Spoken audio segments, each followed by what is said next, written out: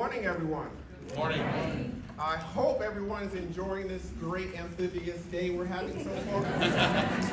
It's nice to see shipmates. It's nice to see our fellow soldiers. And of course, I'm always used to being the single Marine in the group. It's really nice to see so many Marines here today. So my slide presentation is way too long, so I'm just going to hit it and go and double down on some of the slides that I really want to present to you. All right. So I took over command Marine Corps Base Quantico December of 2021, and time is going by really, really quick. I really appreciate it, Ms. Susan, Ms. Carly, the invite here to be here today. Any opportunity that I get to make a presentation in front of our community, I'm always for it. And if anyone has ever heard me speak, you know that I always talk about partnership. I think that the way that base commanders lead and manage our installations today is quite different than how anyone is used to, because we have to. Shrinking budgets, shrinking personnel, other types of challenges. The community and the installations, in my opinion, are very interdependent upon each other, and it will only grow more. So anytime that I get a chance to kind of talk to you all in order to create additional partnerships, because you never can get too much help, I'm always for it. So Marine Corps Base Quantico,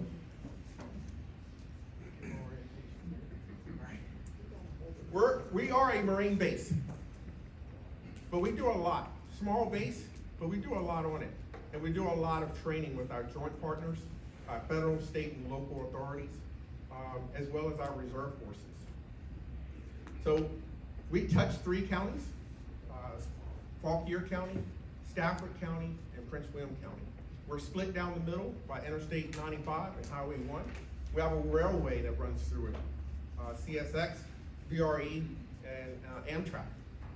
And we're the only base, the only DOD installation with its very own town within our borders, Quantico Town. It is a town. It's a legitimate town. It's not a Marine town, although you will see Marines there. It has its own mayor, and it has its own town council. And if you don't pay your parking tolls, you will get a ticket. We're one of the few bases, Marine bases, that really touch every part, every reach of the Marine Corps. Some of the highest level decisions are made right there in Quantico. Now, I know the Pentagon is there and it's considered headquarters Marine Corps, but really headquarters Marine Corps is on Marine Corps Base Quantico. Where it's from training our brand new Marine Corps officers at Officer Kennedy School and the basic school, and then bringing them back throughout their career for additional training. It's 54,000 or 59,000 square acres. 54,000 acres is devoted solely for training. We have, 79 drop zones, 79 landing zones, 5 drop zones. We have 9 urban training areas, 42 separate wooded training areas. We have the FBI DEA Academies aboard. We have the Marine Corps University is there. We have a high school, middle school, and elementary school there. We have international students that attend, both as students as well as liaisons at our Combat Development Integration Command. So we have a whole host of interested stakeholders that have a part of Marine Corps Base Quantico. And that presents itself some additional challenges, especially when it comes to access. But we work through it, and we especially work through access challenges when it comes to the residents of Quantico Town, because it's not easy. Every DOD Marine Corps order is written in a way that it does not incorporate a town in it. So I have to kind of figure out ways to kind of meet in the middle. But you know, when a Quantico resident sink breaks or their toilet breaks, and by the way, it never breaks during working hours, they just cannot call a plumber to come fix their toilet. That plumber has to come to the gate or come to the visitor control center, go through a background check, a quick background check before they are granted permission to enter. And of course, during after hours, that presented a little bit of a challenge. But through town hall meetings, with giving them an opportunity to voice their concerns, not complaints, but concerns, we were able to put together a planning team to meet a lot of their needs. And I said needs, not wants, needs. Let's see. We also have HMX-1, which is the President's very own Helicopter 1 Squadron, which we call White Tops. So those are the helicopters that you always see in the background that the President steps off of. So we're very proud of that fact.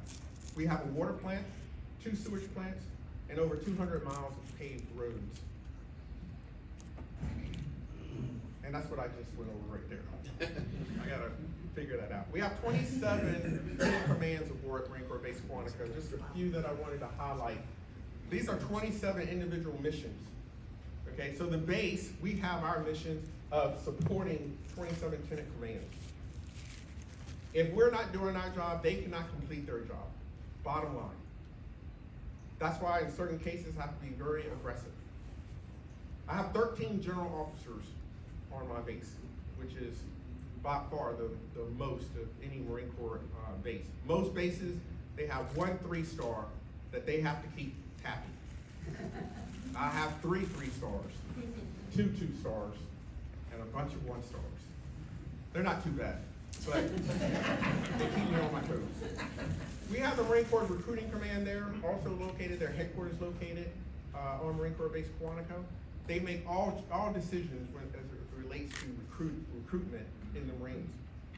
We have the Marine Corps Embassy Security School.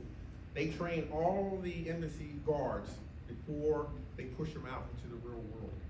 And I've already mentioned the OCS, Officer Kennedy School, the basic schools, and of course the air facility where HMX-1 is. And I've already mentioned FBI and DEA. I wanted to very quickly talk about the economic impact, because we do have a very large economic impact in our surrounding areas, a total economic impact of $5.88 billion that is spread around. Our workforce, or labor size, is just about 27,000 folks.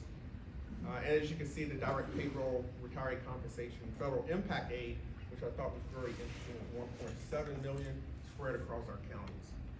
And just for a closer look, Spotsylvania, Stafford County, and then the city of Fredericksburg. Now in the city of Fredericksburg, you will see it says $145 billion. That is not correct. That is actually should be $145,000.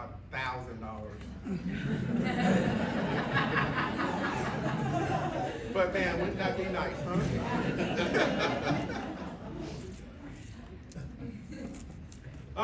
So on the base, we have approximately 80% of our service members that live outside of the gate. Only 20% on the base. The reason why I wanted to highlight that is because our surrounding communities have opened up your doors to your schools, your churches, your businesses, and have just welcomed us in, and I really appreciate it because that's important. The quality of life, of course, we're installation commanders are always challenged to continue to think of new and innovative ways to increase the quality of life of our service members and their families. And we know that we can't do it by ourselves because, like I said earlier, our budgets are shrinking every day. And that's where you all come in at. And that's why that is so important. And our service members and their families feel it. They see it, and they welcome it, and they really appreciate it. Of course, when you're moving every 2 to 3 years, and you're worried about your child's education, well, I will tell you that all 3, I got a slide here, but all 3 counties, to include the city of Fredericksburg, have really just embraced Marine Corps Base Quantico. And they have all made a pledge to become Purple Star districts, not just a couple of schools within the county or within the city. They have pledged that they're gonna make every school within the county or the city a Purple Star school. That is incredible. And I believe we will be the second to achieve that, because I think Hampton Roads was the first. But I think we're striving to be the second. On average, we have about 144 service members each month beginning the process for transition. I know the governor is really keen on this fact that they want Virginia to be the choice of service members and their families when they decide to make that move, Sergeant Major, to stay here in the state of Virginia. And we haven't really tracked that before. But I was approached early on in 2021 about, hey, do you know? And I said, no, I don't know. And then I turned to my staff, and I said, hey, we should know, because it is important. What makes a service member and their family decide to not go back home, but to stay in this state is important. And the reason for that is opportunity. The reason for that is the level of education that is provided in this area. Job opportunities. I won't say plentiful, but it's appropriate. And I think that's what they really appreciate.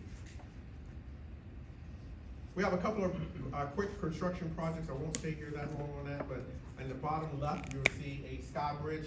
That is not actually being paid for by Marine Corps Base Quantico, but that is a VRE CSX project. The reason for that is, again, through our positive partnership.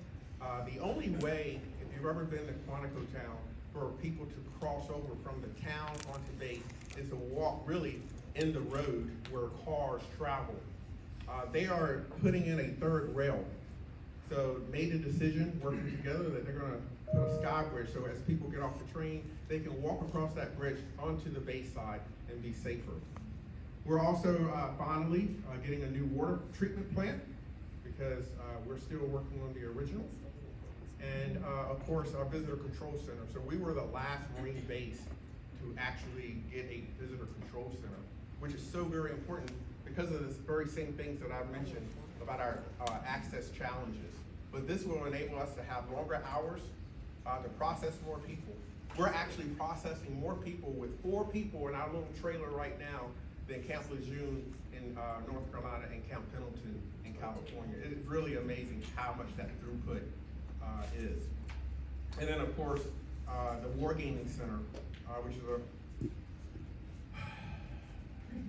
it is a $85 million project, should be completed this year.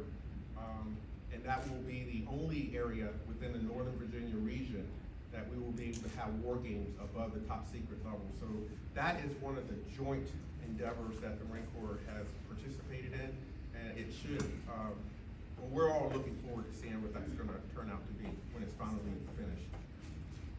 Again, for transition information, we started tracking that basically at the end of 2021. You can see there that it is important to us to make sure that our service members transition properly. Of course, Congress and DOD has levied some hard-line tasks for us to ensure that we meet. And initially that was challenging, trying to live up to that, but I think we got it under control. We were able to hire some additional people, but we are definitely tracking and preparing our Marines and their family members for transition if they decide to get out. Housing challenges I wanted to hit real quick. No surprise, especially in this area, the cost of living is relatively high, higher than other Marine Corps bases across CONUS. We have long waiting lists. In addition to our long waiting lists, because we're only able to do 20%, but we also have the challenge of housing our students who come to Marine Corps Base Quantico for a course of instruction that lasts approximately 10 months. They get priority. We gotta balance that with the permanent personnel that comes to the base. But we got long waiting lists. We got high housing costs out of town, which causes a member to move further down south, down Spotsylvania, even further in some areas, which causes a long commute time. That's gas money that they're not able to spend on other things. Some family members are choosing to stay with mom and dad, and it's just a service member. Being here, we call it a geographical bachelor. I do not like that. No one likes that, because now you're separating the families. But the families are faced with that hard decision that's fiscally appropriate for them and their situation. I've been in talks with both Stafford County and Prince William County, what we call workforce housing. Anyone ever heard of that? Workforce housing, affordable housing. It's not the type of government affordable housing that probably first came in your mind, but it's actually targeted housing for that middle income family, making a certain amount. And that way we ensure that those facilities, those townhomes are always maintained, and they continue to be a neat neighborhood to live in. Without the focus, it's not just gonna be Marines, and it's really for the community. It's for teachers, it's for policemen, environment. So it is a community in the sense of the word. But these are the realities that we're facing at Marine Corps Base Quantico when it comes to housing. We're always looking for new ideas. We're always willing to talk to additional partners and developers and the county and board of supervisors, of course, to come up with new ways to get housing closer to the base. Just want to make sure that I hit everything I wanted to say on this slide. Okay, so we have a rental partnership program at Marine Corps Base Quantico. We try to strike these deals with homeowners or apartment owners, and basically it is a win-win situation. The way that I look at it is win-win. The service member, in this case, when the homeowner wants to rent their home or an apartment, they will forego the security deposit. And they will offer a 10% on the monthly rent. What they get is the service member, in order to pay their rent, will do an allotment. And it will also get the assurance that the command is backing that payment. Thus, you don't have to do the security deposit. So it's kind of like a security bond there. We are trying to grow this program. We're trying to attract additional partners to join in with us with this program, because it's really, it affords our junior personnel the opportunity to get into a nice home for their family, closer to the base, where it's something that they can actually afford. So we're always looking for partnerships in this program here. Okay, a quick word on the Marine Corps Marathon. Anybody not heard of the Marine Corps Marathon in our nation's capital? All right, so this past October 30th was my first time actually running that organization and seeing the outcome of that. You know, when you're standing up on that podium and you're looking at 20,000 runners and you say something motivating, they all start yelling, that is an incredible feeling. It really is. But it's a heavy tax to put that on. The coordination that goes on with Alexander Arlington and the Washington, D.C. Police, Fire, Rescue Services is incredible.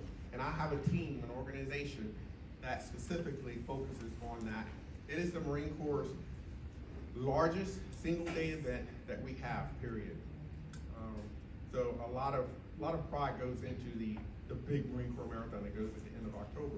But we also partner with Prince William County and the city of Fredericksburg, and we do the 17.75K run off of 234 in Dumfries. And we also do the half marathon in the city of Fredericksburg, which is really, really nice, because as you're running through the city, you're seeing a lot of great landmarks and just historic buildings and sites, and everyone enjoys that. But you will see there the economic impact that when we come outside of the gate and go into the communities, that we're also bringing along business for the community. People are coming. They're not just isn't just a local area thing. People are coming from multiple states to come and participate in these races. But I just wanted to kind of highlight that for Fredericksburg, impact of $8 million when we do that, and then for Prince William County in Dumfries, $1.2 million. We currently do not have a CPLO, Community Plans Liaison Officer. We've been having that position vacant for about 6 months. But we have some folks doing their best, and those are the folks that are responsible for the area of interest around Marine Corps Base Quantico. The environmental impact that we have, they ensure that we partner with the counties around the base to ensure that we are guarding encroachment, and that is so important on a lot of levels. We understand that all the surrounding communities, they want to develop. But from the base's interest, it's gotta be compatible growth. It's gotta be beneficial to the county as well as the base. When the base is unable to conduct its training on our 54,000 acres, training our Marine Corps officers, local and state authorities, when we're unable to do that, then there is no more need for a base where we're at. We have to go somewhere else where we can do that training. Right now, there's no absolute need to disclose noise and vibrations from any county right now when it comes to the realtors. And there's the old saying that realtors only work on Sundays. That was supposed to be funny. We're not exploding anything on Sunday. Get it? Okay. Now I take that seriously, right? Some of our older residents they understand it. But some of the folks that move from outside of the area and they think they're getting a good deal on some land and a home, wow, it's a good deal. And then they wake up one morning and their house is vibrating or they're hearing all this noise and like, what in the world's going on? And what they do, they tend to either submit a claim that, oh, my foundation cracked or my pipes busted loose or that I'm just getting tired of the noise. Then we have to spend money with our lawyers to kind of refute that. And we've got many studies that look at how noise and vibration travels, where it travels, the difference between how noise travels in the summertime versus the wintertime. And when you start dealing with that too much, then the thought comes in like, can we afford to stay here? And that's the impact. And that's what the CIPLO works towards, to make sure that the development outside of our fence line is compatible with the base's needs when it comes to training. Training is vitally important to Marine Corps Base Quantico. It is vitally important to train our Marine Corps officers the right way, because they are the individuals that are going to go out into what we call the fleet. And they're going to be in charge of our sons and daughters. And if we're not able to train them the right way, then they're going to fail at their job, which is going to have some unintended consequences. That's the importance of this, and that's why we have to protect that right to be able to train the way we need to train. And of course, with technology and weapon systems, they're not getting smaller. They're only getting bigger, longer range. But working through our partnerships with our surrounding counties, we can get there. But that is my main mission. When I showed those 27 different tenant commands, that's my job, is to protect that training. And my CIPLO, once we get one, will play a large part in that. So we have this thing called Intergovernmental Support Agreement, and I'm gonna wrap it up because I think I'm over a little bit. So what this is, you can see that the NDAA really is the legal document that authorizes base commanders to get into these agreements with the counties. And I think this is really a win-win. Our process working through the government and NAVFAC is slow. It's slow for a reason, but when the installation commander is trying to achieve something, trying to fix something, that can get in the way. This agreement allows us to get in, to work hand in hand with the county. So the counties use their contracting processes, they use their businesses to conduct the work that we need on the base. Or if we need to order supply, bulk, sand, rock, whatever we need for our ranges, the county is able to supply that for us, and most of the time it is cheaper and quicker. And we can knock that out and continue on to the next mission. Currently we have one with the Northern Virginia Regional Commission and with VDOT, and we also have one with Prince William County. We started out with $2 million. I'm authorized to sign off for $2 million, and we just increased it to $5 million, getting my boss to sign off on it. And we are well down the road working with Stafford County to get an agreement with them as well. I think it was a little bit of hesitancy at first, but they're seeing the benefits. And what does the county get?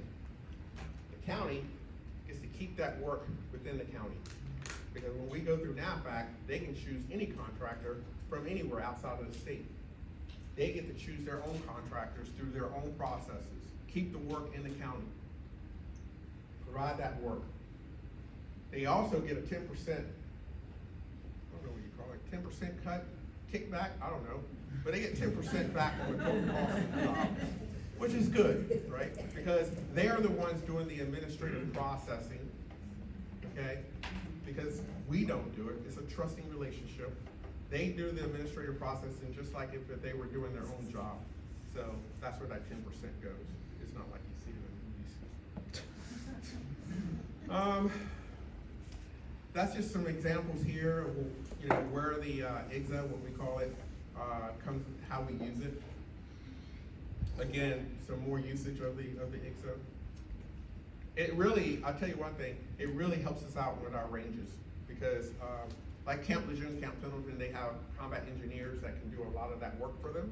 We don't have that here at Quantico, so we're reliant on our in-house workforce, which is not that big.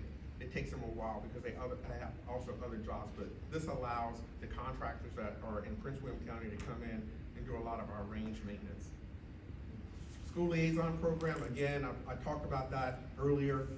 Just so impressed of how our surrounding communities have embraced us and our school kids. They don't get a vote, our school kids. Every 2 to 3 years, they're moving with mom and dad to a new school. Every 2 to 3 years, making new friends. This helps ease their transition. And if they're struggling socially, we have programs in place that our school liaison gets involved with the parents and the county to help that child transition a little bit better when it comes to social type of issues.